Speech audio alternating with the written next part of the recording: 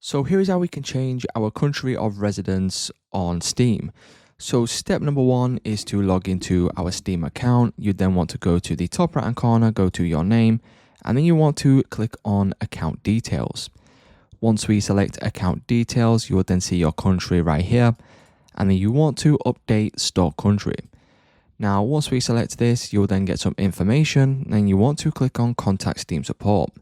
So what you need to do now is you want to go down, click on contact Steam support button, which will then open up this little window. Now you want to go to your country of residence. You want to choose it from the list right here. So if I scroll down, I will then click on the United States, for example. And then what you need to do now is you need to enter in something simple like this. Hello, I have entered in my country wrong. Could you please change this on my account? Thanks. Under there, you can then add any evidence that you do live in the country that you are saying you live in, or if you click on send, Steam may ask you for some additional information just to prove that you live in the country that you are trying to change to. So it's just that simple, guys. That's how you can change your country on Steam.